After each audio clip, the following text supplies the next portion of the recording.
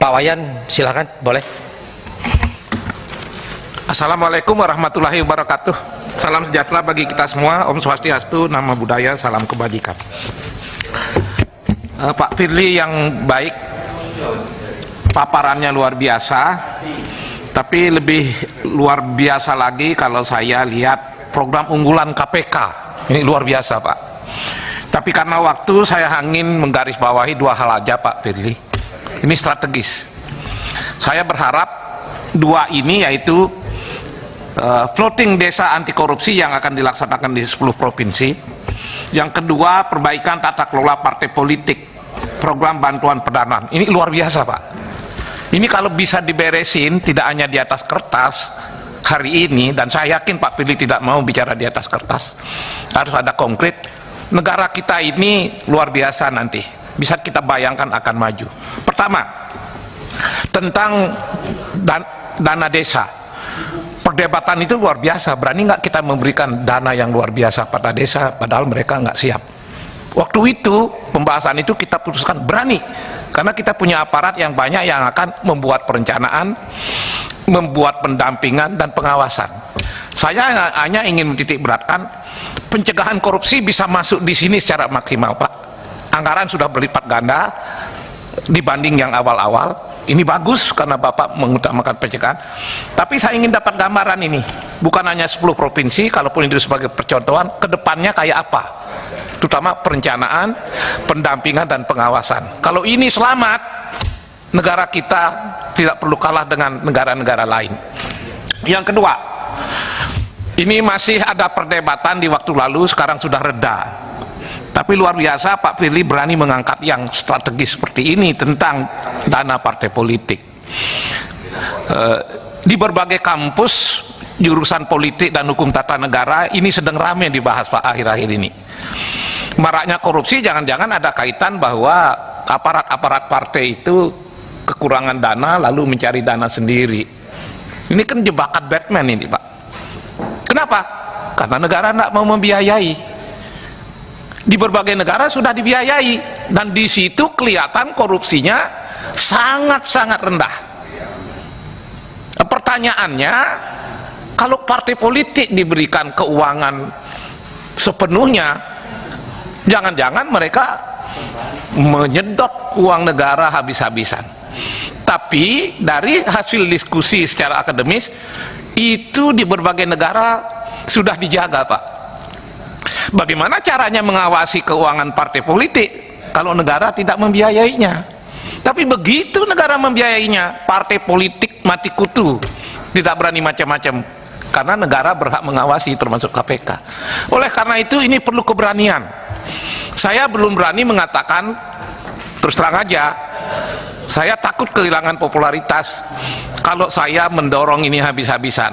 Tapi kalau rakyat sudah mulai siap mendorong agar partai politik dibiayai, hendaknya KPK yang dipercaya oleh rakyat ini berada di garis depan, Pak. Jangan ragu-ragu.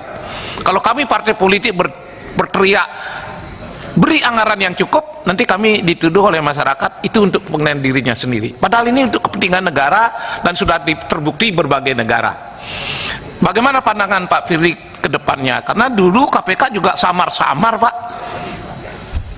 KPK biasanya lugas, tapi kalau udah bicara dana partai politik agak samar-samar, Pak. Iya. Bagaimana kalau Pak Firly hari ini tegas menyatakan ini perlu apa tidak gitu? Jangan partai politik yang menyatakan, KPK yang menyatakannya agar negara kita maju.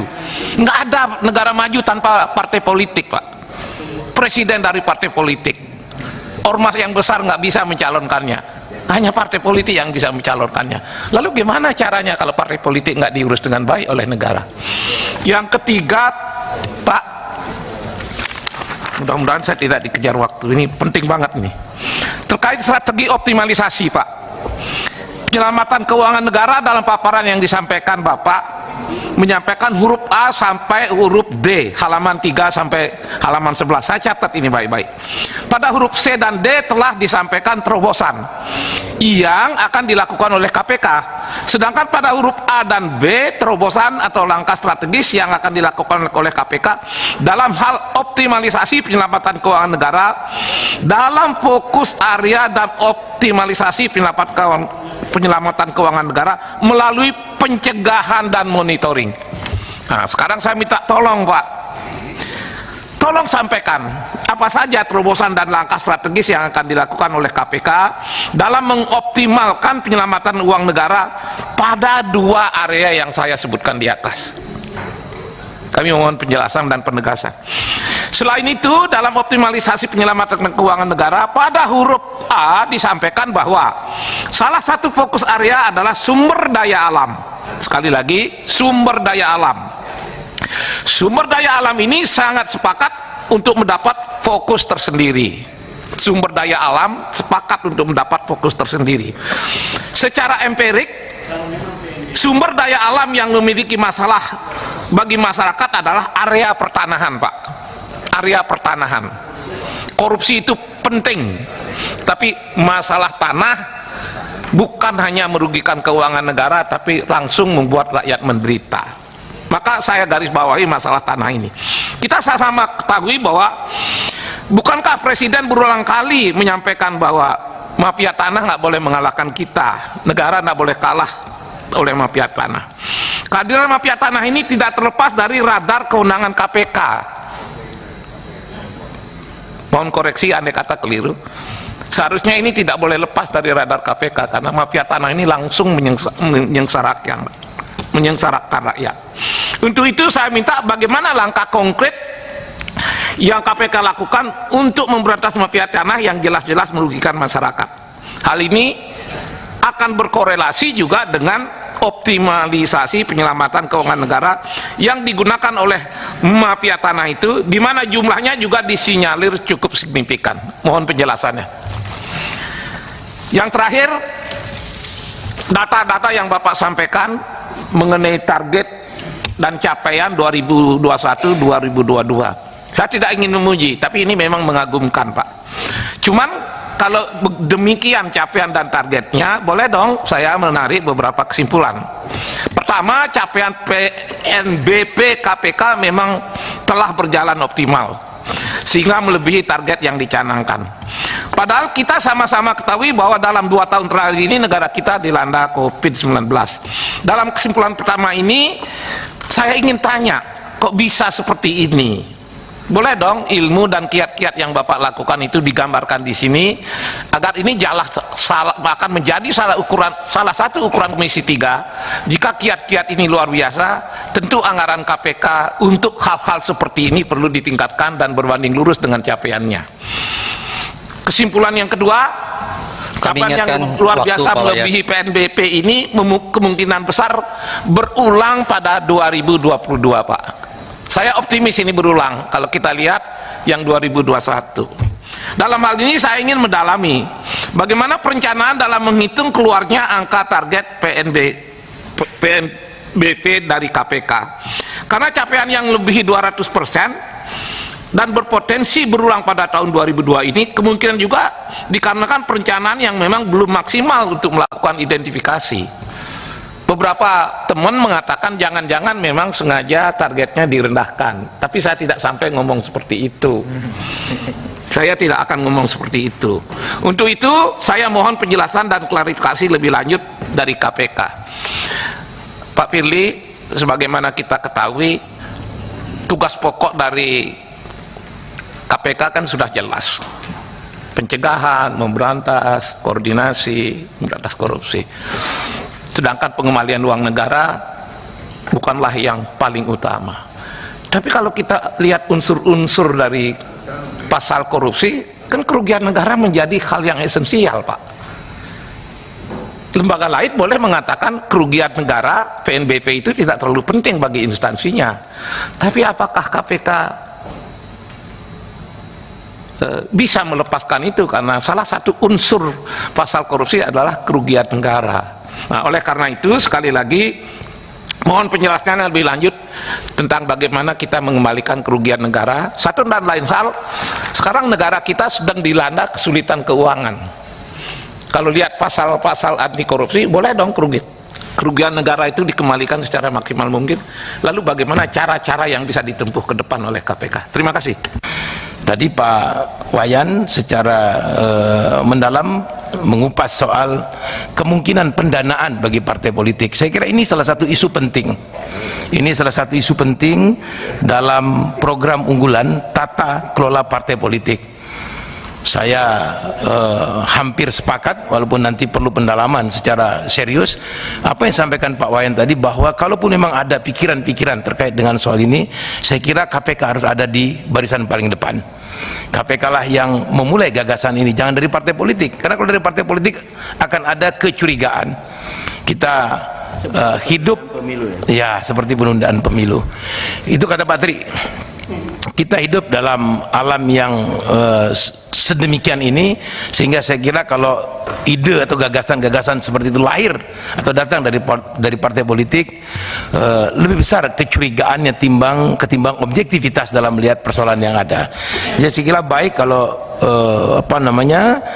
ide tentang kemungkinan partai politik mendapatkan pendanaan dari negara, artinya masuk dalam nomenklatur di APBN, itu datang dari KPK. Dan saya yakin walaupun tidak 100%, paling tidak kita bisa mencegah korupsi. Kalau memang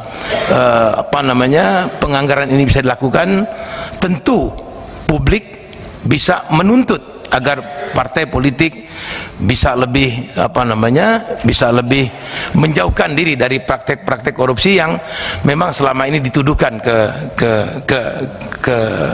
arah mereka. Bapak Ibu yang sekalian yang saya hormati, program 10 desa anti korupsi ini terus akan kami kembangkan, termasuk juga dengan kerjasama terkait dengan tata kelola penggunaan dana desa. Tata kelola penggunaan dana desa sebenarnya sudah diatur di dalam program pencegahan korupsi, di dalam yang kita kenal dengan Monitor Center for Prevention. Karena di dalam 8 program, satu diantaranya adalah tata kelola dana desa. Apa yang bisa kita lakukan di tata kelola dana desa?